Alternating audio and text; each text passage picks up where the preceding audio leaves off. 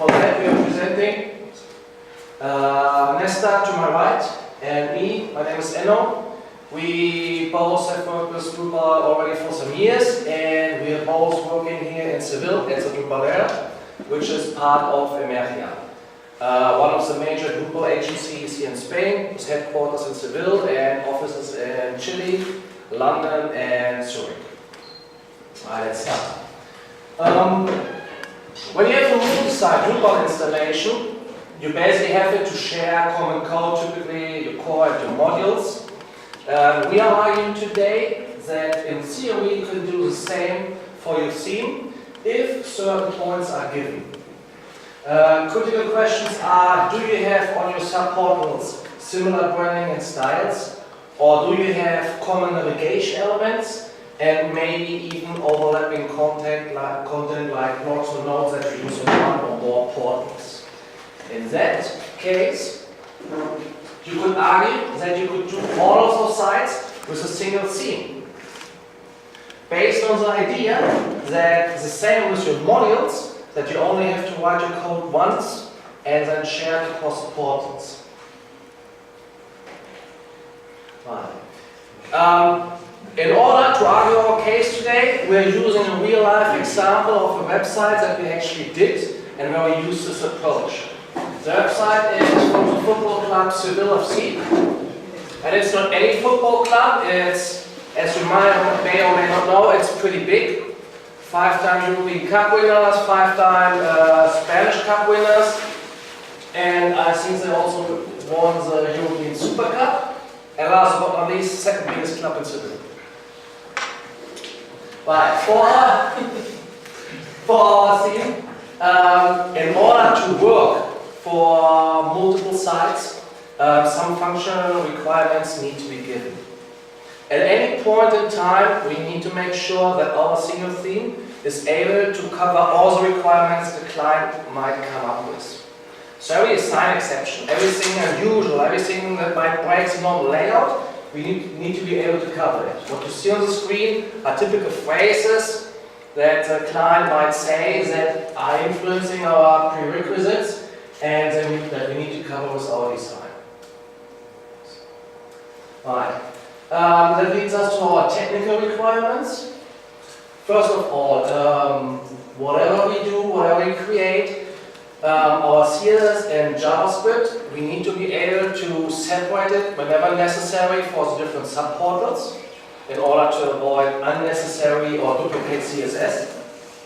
And we need to have a technical solution for every design exceptions that might come our way for certain sites that look different, radically different, and do not fit in our general layout. Last but not least, we want a construct where we are able to modify styles for any region, blog, page, or whatever, during development and after go live.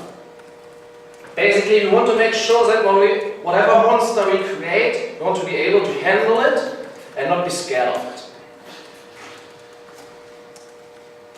Right, that leads us to the teamwork. Very important. One of the things that we have seen at Drupalera is you should empower your front-end developers, meaning they should know what they're doing and not just receiving orders. If your front-end developer knows why he's styling something the way he does, he can actually help to make the product better. He can give feedback to the site builders and the backend developers. He can make sure that the process is smoother and faster. Next thing is, very important, we want to divide our task into general components and specific page layouts. If you make the separation and have general components that you should get from your style guide, you are actually able to pre-set up the theme with all the basic styles, have them ready to use them on all the different subportals, and only then start working on your page-specific layouts. Last but not least, make sure you talk to each other, or better said that your front-end developers talk to each other if there's more than one. Because it's often very helpful to just say, right, what kind of styles are you using? How are you doing your functions, your mix-ins, and if people talk to each other, you avoid problems and not everyone is going his own way, but you rather work as a team. Very important. Then, the technical basis that we work with. Well, first of all, so we need to create our CSS, but we are using a preprocessor. So we need a workflow tool. Typically Gulp or Grunt, whatever you feel more comfortable with. Then we have a point where we say, well, we don't want to really work one of those great frameworks. It's too big and people need too much time to adapt to it. And if you decide you don't want to use it, it's hard to switch to something else. So we rather try to use really specific libraries whenever we need them. I put here Suzy and Breakpoint as 2 examples. And, but of course there are many others. Then of course Sass is our preprocessor of choice. Seems to be industry standard at the moment. But we're not saying Sass is the only thing. Use whatever you feel most comfortable with. The main reason for Sass is that we can do stuff that we can't do in CSS. We can divide our code efficiently over little files. We can use functions, variables, mix-in, and we can extend our codes. At our last project, what we did, we based our codes loosely on SMAX, which is a standard to how you separate your different Sass archives, but we made it very Drupal specific. This is not our invention, it has been used a lot in the past. I saw it first a few years ago in the Omega 4 theme. But it's something where we have redefined for us on each project, which helps us immensely controlling our code better. Right, so how does it actually look like? If you work in Sass, what you do is you create one main Sass file, your final file, and it doesn't have any code by itself, it rather imports everything. So you make sure you have your different chunks of code that you import in a certain order. First you want to take care about any external libraries that you want to use. After that, there comes the utilities. Utilities are your variables or mix-in, any predefined codes that you want to reuse. Then we import our basic styles. And only after that, we take care about everything else. The specific layout, be it for blogs or pages or whatever it is. And the folder structure, it looks very similar to what I just said. You divide your archives in different folders where you have your external Sass code, utilities, then your basic styles, and components where we define components as reusable elements that appear on every page, like let's say forms, buttons, media styles, whatever you might need. This is a part, the upper part, that should be defined by the theme itself. Meaning you have the task of actually setting up your theme. All of this should be filled with the basic code. And only after that you have the front-end developers working in the layout folder, filling the subfolders with the necessary styles for the blogs, views, pages, notes, or whatever distinction you find useful for your own development. Let's look at a specific example. So this, what Nesta is showing us right now, are the folders that we actually use for the Sevilla page. You can see on the upper left the basic folder. All it cares about is the grid, the CSS grid, in this case that we're using, basic typography, and the layout. Well, layout is just the way that the major regions are playing with each other in the responsive mode. Then we have the components folder, where we define general elements. And after that, we have a layout folder. In this case, it's called layout default. We will come to that later. Components? Right. And here an example of one of the components file. Pretty simple, specifically for the breadcrumbs on the page. The important thing to take away from this is that if you have an archive specifically for breadcrumbs, it should not address anything else. Our main selector is dot breadcrumb. Any style we put there is below that selector. This is very important. It's one of the main rules for our Sass hierarchy where we say in an archive you're never allowed to actually style something else that is not named in the archive itself. Right, so let's come to a specific example of actually creating your code. So let's say, for example, you're a front-end developer and your project manager says, well, Nesta, please style the sidebar for me. It's your task as a front-end developer to actually figure out what that means. Meaning you're given a non-technical task and then you have to actually look at the sidebar and say, alright, what do we have here? First of all, I have a static block and then I have a view. So I really actually have already two different tasks that your project manager didn't know about. And then in the view, I'm actually using nodes. And those nodes are actually node teasers. So you go into some kind of a decision tree where you say, right, do I have different elements? Yes, so I need to divide the task. Then let's say, okay, for example, what do I do with my block? Does my block exist anywhere else? Is it anywhere else on the portal with a different style? If not, right, okay, so I have a unique style for a unique block, so I can create a single Sass archive and put all my styles there. Done. And then for the nodes, the question is, right, what kind of nodes are we using? We're using node teasers. Are those used anywhere else? If the answer is no, okay, so I can actually do a style specific for node teasers, and I can also use the node teaser trick template in Drupal 8 and adapt it to my own needs for display in that view. In more abstract form, as a front-end developer, I'm arguing here you really have 5 different steps before you actually start creating your own code. So you receive the task, you need to analyze the situation. What kind of code and what kind of archive need to be created? Where do I put my files and what kind of styles do I want to put in? After that, point 4. Do I have any reusable styles where I can create mix-in or extends that will help me later on to avoid writing unnecessary code? And only then, after we've done all that stuff, we're actually starting to create the specific styles. Right? So, as a front-end developer, you don't want to be the one who immediately starts coding. If you do so, something's going wrong. You actually need to stare at the screen and say, right, okay, what do I need to create in order to avoid later on complication? And to make sure I program as efficiently as possible. Specific example. Basic Drupal installation. Every installation always has a Drupal search block.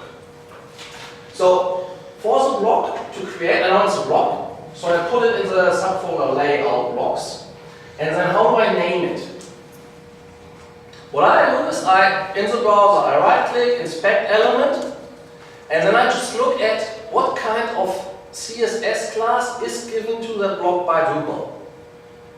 And right now in Drupal 8, we actually have a situation where we're given more or less useful CSS classes that we can work with. It was a bit harder in Drupal 7. But now everything is named according to its function. And this gives us a very easy way to name our archive. We just name it block search block form, same as the class. And that makes it very easy to find later on the code that we created specifically for the block. Most important rule, as I mentioned earlier, if we are doing styles in an archive that we call block search block form Sass, this needs to be our main selector, and you're not allowed to put anything in front of it. If you have the same block with a different layout on a specific page, let's say now 15, that's a layout that's in a context for the page, not for the block itself. So that would be styles that actually get on that page and shouldn't be in the archive for that block. Reason being, if some specific layout is deleted at any point in time in the project, I want to be able to just delete the archive and not care about it anymore. If I put content-specific styles in there that are not relevant to the blog itself, I might create actually problems by destroying other styles on other subpages. Right, our second code example. That was a good. So let's get to a more complex example. Let's say, for example, our Polish winner asked us to edit a specific block on a page, and I, as a front-end developer, I wasn't part of the team who actually created the styles in the first place. So I need to look up where this code actually is. What I do is, again, I right-click on the website, I see that we have a blog which is called blog Pasión Sevillista. And with that ID, I can actually then go to the editor because there should be an archive for that blog that I should easily find. Let's try that out. So for the Seville site, we are on the main portal in the layout. Then we have a subfolder blocks with a lot of individual archives, and there is one which is actually called blog Pasión Sevillista. Every single style related to that block is in that file. I don't have to look anywhere else. So I can just open it, and whatever I have to do to change that block according to the new requirements, I can do in here. I do not have to worry about any dependencies or requirements. I don't have to worry about breaking anything. Whatever I do, it will only be relevant to that block. Let's do an example. We take out the background image, give it the color red. Nesta already has Guard working in the background, which is right now compiling the CSS code. And if we go back, the site is reloading. You will give it a few seconds, and we should see our change. Good thing is, nothing else on that website has been changed. Nothing else is broken or adapted. It's just a block, and it has been easy changed thanks to our development approach.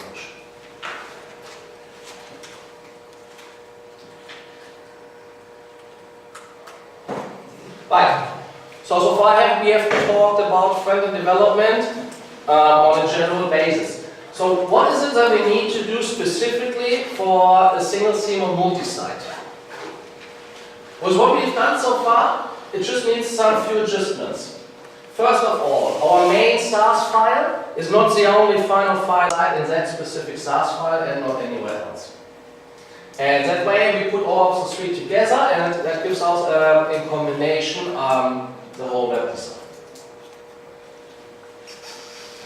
But as a decision tree for that thing, really, if you follow the steps that I mentioned before, you only have one additional question in between, which is, if you're looking at the blog and you're supposed to style it, am I looking at the blogs that only exist on one portal, or does it exist on various of the subportals that you have in your multi-site installation? Depending on the answer, you put it in one layout folder or the other. Other than that, you do exactly the same approach as you did earlier in your single site. One more thing we need, because multi-site is right now a little bit more complex, we need additional CSS selectors as high up as possible, in this case on the body element in the HTML structure.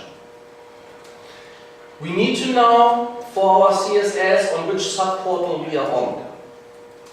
Because pages with nodes can exist with the same node number on different subportals. Node 17 can exist in subportal 1 and subportal 2. So I need that body selector to say, right, which subsite are we actually talking about? On top of that, from our example, if you have a multilingual website, also really important to have the language in the body class to be able to style in exceptions for languages that are a bit difficult, like Chinese or other Asian languages. And then the node ID also comes in very helpful. Right, so a code example. Let's look at the multi-site folder structure first. Again, the example for the Seville website. What you see there is right now, in contrast to a single site installation, you don't have one layout folder, you have 4. Layout default, where you put your default styles that apply to all the subportals, and then for each of the 3 subportals that we have for the Seville site, you have a separate layout folder with the same subfolders in order to put specific styles for blocks and pages that only exist in that context. Other than that, there's no difference to a single site theme structure. Then, in our libraries file of the theme, what we do is we actually find the 4 different libraries. We have first of all the default CSS that is put on every site, main CSS and layout default. And then we define 3 different libraries for each subsite that are then put on the site optionally depending on which portal we are on. And how do we do that? We use a preprocess function. In our case, for Seville, our subportals each have their own domain or subdomain. So what we can do in preprocess, using a regular expression, we can just say, if our subdomain contains a certain string, we'll then just attach a specific CSS file, which is the relevant one for that subportal. And while we are at it, put also please a body class for that portal in, so we can address certain styles specifically for that portal and not influence anything else. It's as easy as that. The only thing we need to make sure that whatever we named our subdomains in development needed to be something similar of what the client wanted to use in production. Which we did with our variables, and that way we didn't even have to change that for the goal. Right. Having talked about the technical stuff, collaboration is also very important. You want to make sure that front-end development is not something that is excluded from the rest of the project. It shouldn't be done after site building is finished. It should be done in collaboration with site building as an iterative process. Because your front-end developer can always go back to the site builder, to the back-end developer, and say, look, I could do exactly the sign that I need with the structure that you gave me, but if we change it a little bit, we will save so much working time that it's probably worth it to make a little change just to make it easier. Typical fields where we can do that. Views. Your site builder has given you a view, but it might not be the optimal structure for you to apply the design that you have been given. So you can switch from fields to nodes, or the other way around. You can use global fields to structure your HTML differently. And it makes it a lot easier to create the CSS for the design. Also, as a front-end developer, you're the one who will actually be pointing out if you need a new custom node display. For example, if you have 2 views and they're both using node teasers, but then those node teasers have different designs. We can argue as a front-end developer, well, let's actually make a custom node display for one of those views and save a lot of development time by having a custom node display and being able to use 2 different node templates. As a front-end developer, you can also point out if you're missing specific IDs or classes that would be very helpful to style more efficiently.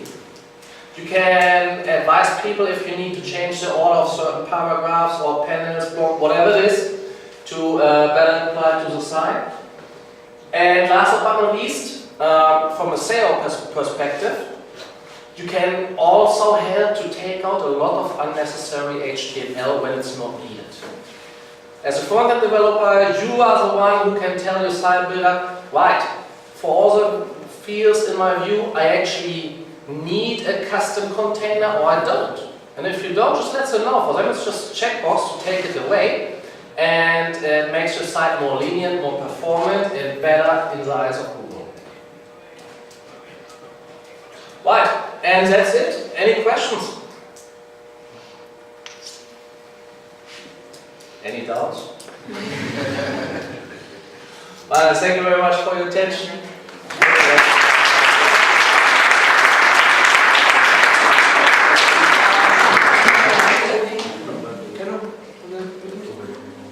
I've got a question about your CSS specificity, actually. I've seen that you also, with blogs, you work with blog ID as well as with within there, the IDs of Twitter, the idea of IDs of certain elements.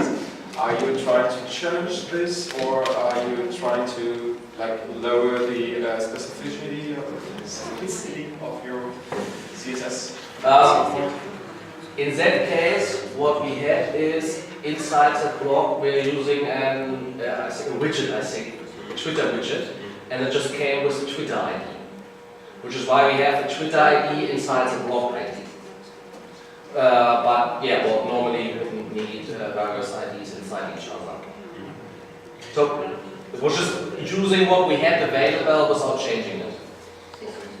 And so you're not trying to actually target the specificity of your style, because at some point I really can think about that it's a good thing to have a high specificity to a certain blog. But at the other hand, if we have helper classes with text align right, text align left, or no padding or something would this work for you as well in this kind of context? No. Well, only to a certain extent. We try to avoid helper classes as much as possible because we already work with specific blocks. So as long as we are inside the block ID or the block class, if there is something reusable, well, okay, then I can use the helper class because I specified it as an extend or as a mixin. In that case, yes.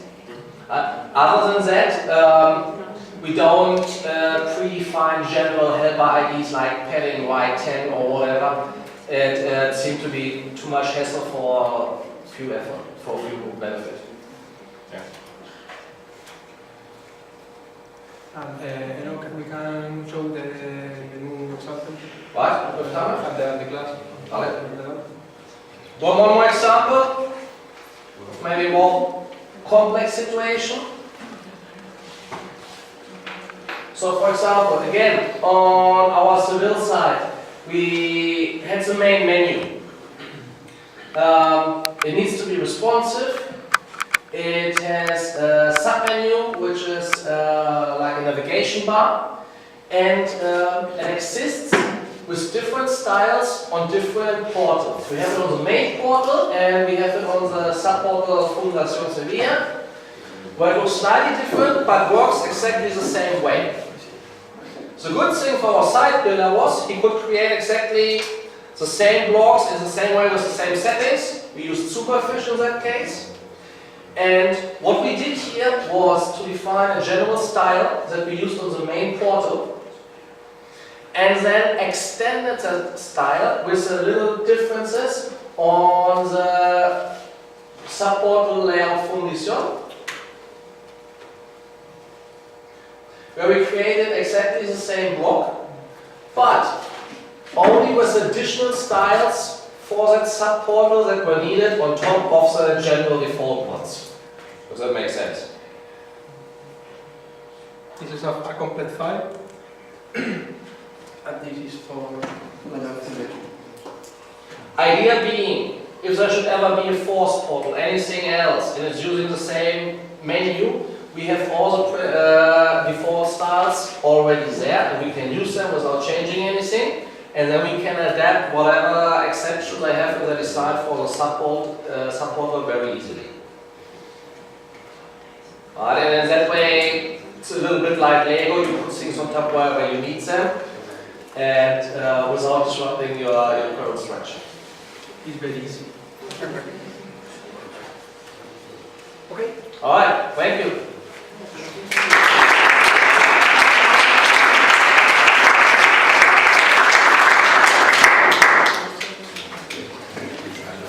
Can you please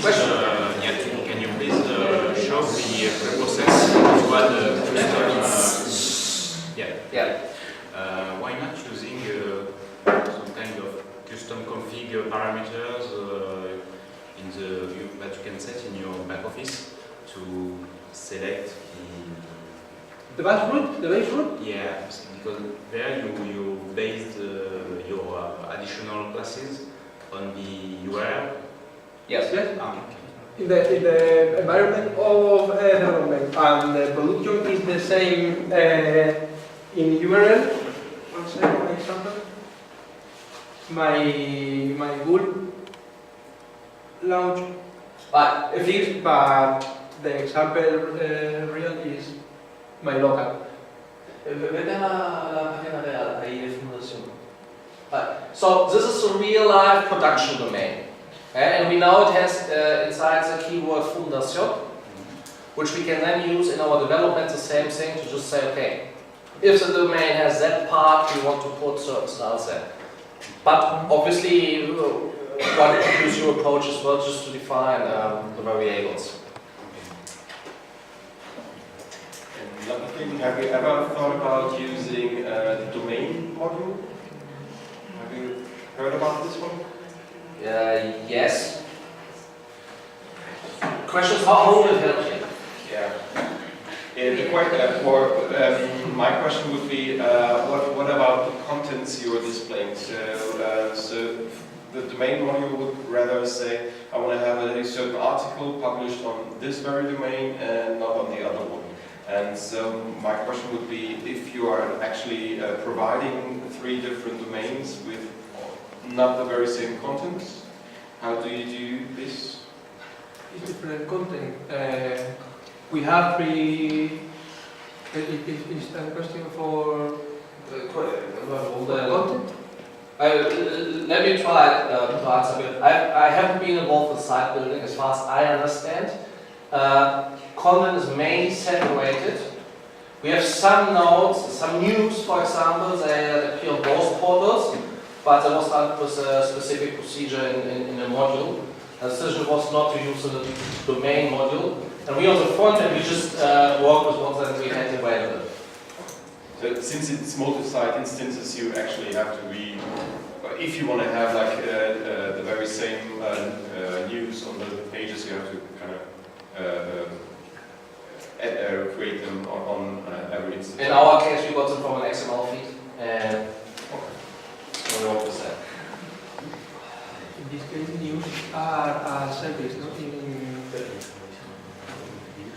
And what's the difference between your approach and having a main team and a third team for each subsite?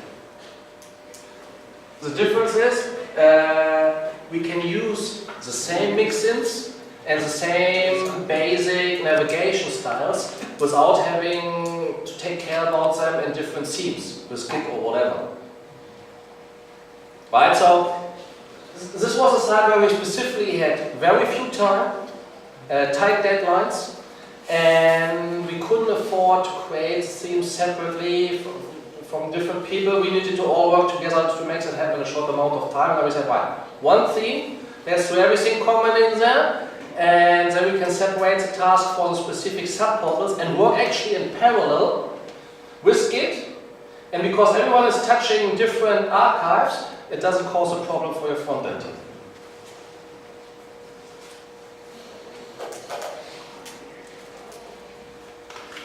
Alright, if that's it, thank you very much. Thank you.